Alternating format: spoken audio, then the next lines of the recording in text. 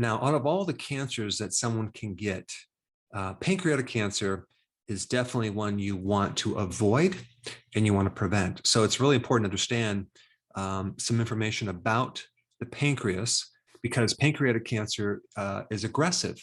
And by the time you know you have it, a lot of times it's spread to other organs, and it's almost impossible to reverse.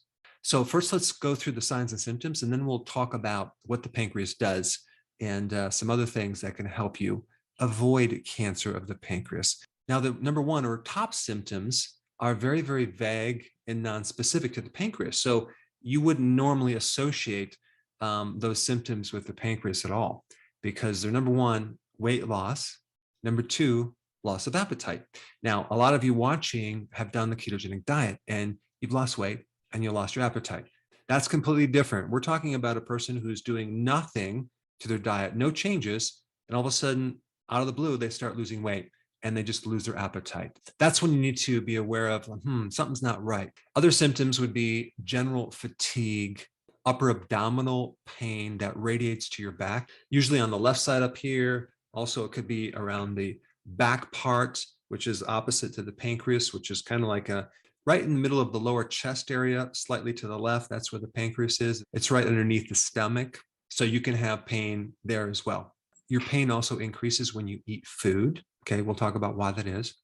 You might have bloating. You might feel nauseous. You might have symptoms that you're not digesting well, which we're going to talk about why that is. And your stool could be loose. It could be kind of greasy, bad smelling, leave skid marks inside the toilet bowl. So all of these are signs and symptoms that you could potentially have pancreatic cancer, but it could also be other problems with the pancreas, pancreatitis.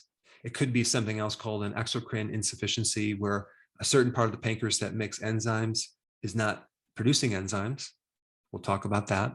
It can also be inflammation of the pancreas that's caused because of the certain bile ducts and the pancreatic ducts are blocked from sludge. So it may be a stone, but it may not be a stone. It could be very, very thick bile material, because the bile material that's going through these ducts are a combination of cholesterol and bile. So you have to have the right ratio to make it flow. If you don't have enough bile, the cholesterol sludge becomes thick, and then it creates a pressure in the ducts, and that backs up in the pancreas, and that can cause the pancreatitis.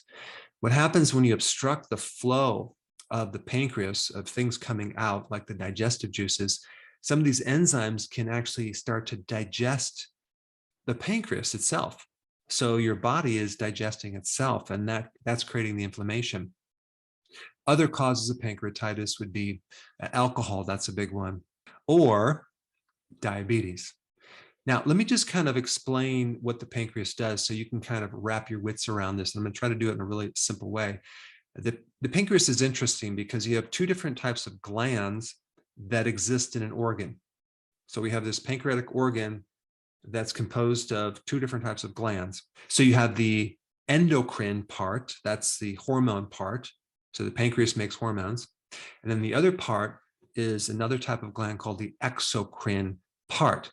And the exocrine part makes the enzymes. Most of the pancreas is exocrine, okay?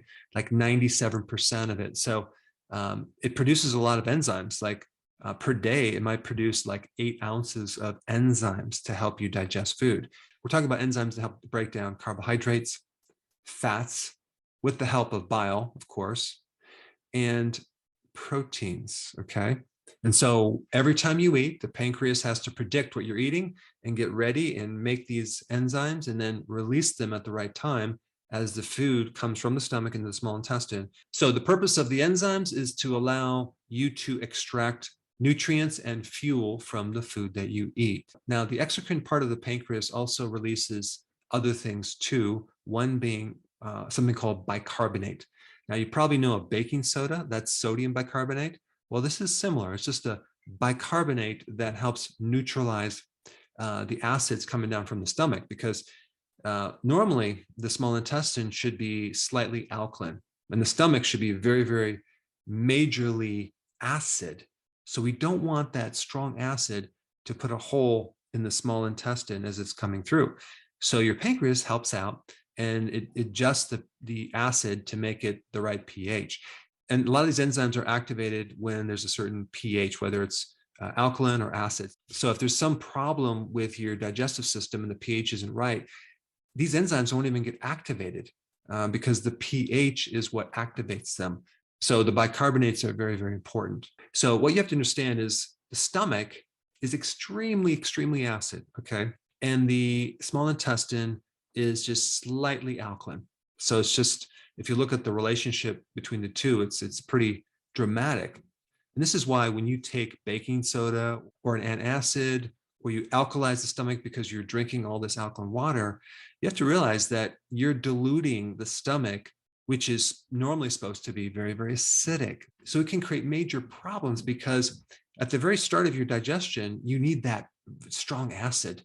You don't want it to be alkaline because then we actually stop the release of enzymes in the stomach, like the ones that help you digest protein. And now we have undigested protein going into the small intestine. Now, what is that going to do to the pancreas?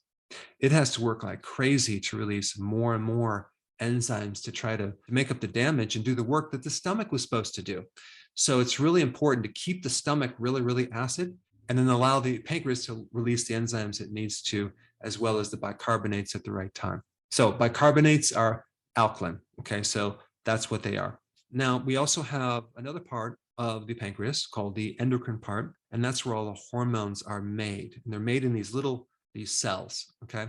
And they're scattered throughout the pancreas.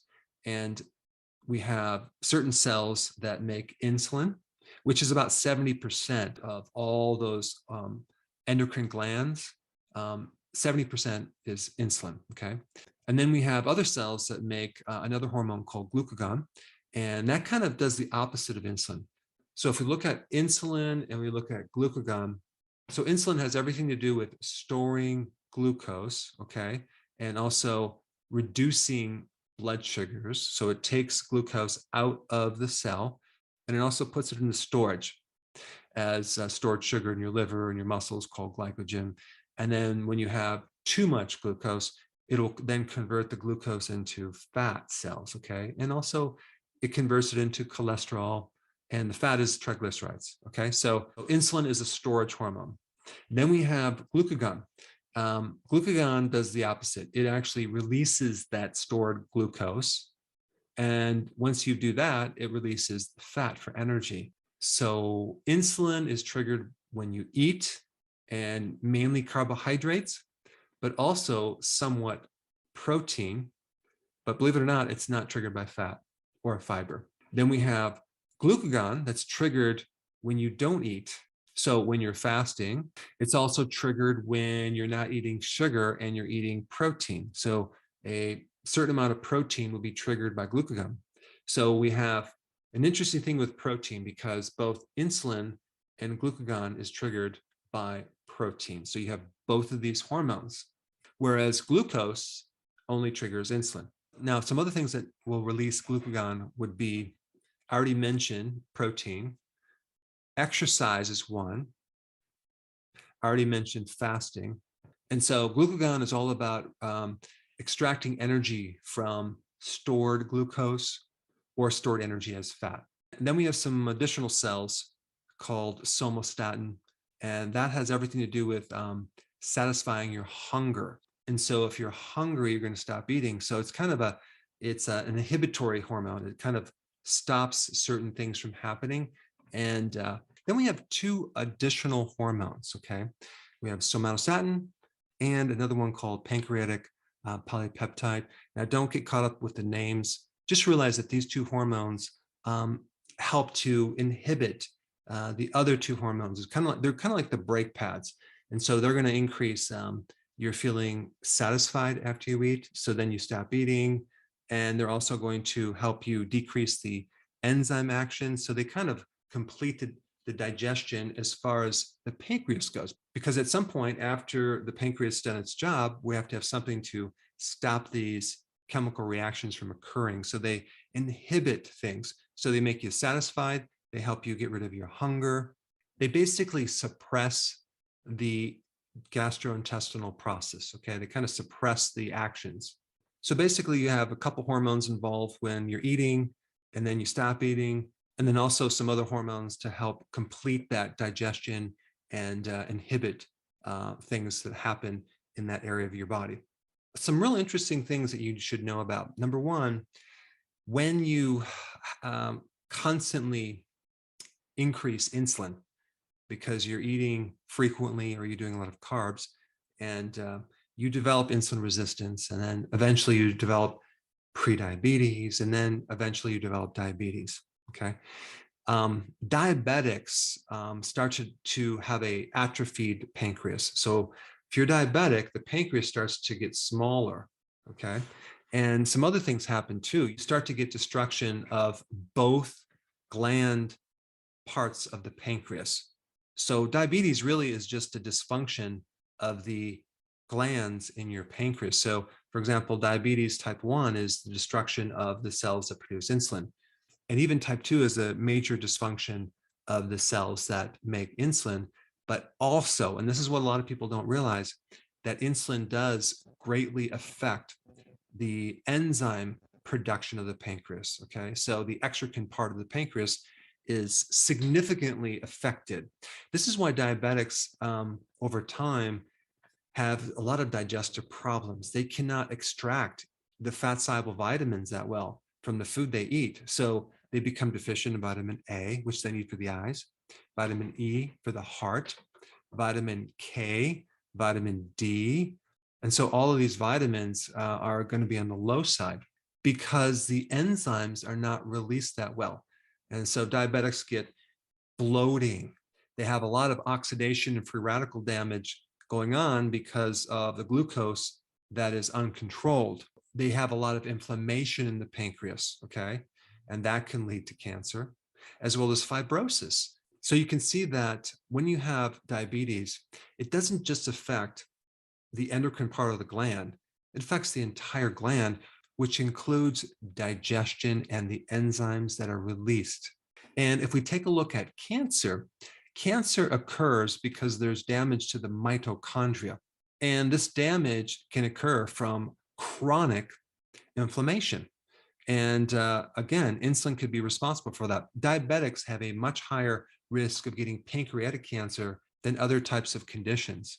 And also, if we take a look at pre-diabetic, what comes before that? Insulin resistance. The great majority of the population has insulin resistance. So they're kind of headed in this direction. And so this is why going on the ketogenic diet, the healthy version of the ketogenic diet, so you're also including a lot of high density nutrition, foods with antioxidants, good amounts of vegetables with the vitamins and minerals and things like that, are all really important so you can avoid getting cancer. And then we have intermittent fasting, which gives the pancreas a chance to heal and reset so it doesn't have to constantly work. And out of all the things that will drop inflammation, it's the fasting that will do it the fastest, no pun intended. So the big take from this video that you should get is that there's one big, huge problem that keto and intermittent fasting helps you correct. And it's insulin resistance, which is at the heart of diabetes. And that's what really causes you to go into diabetes.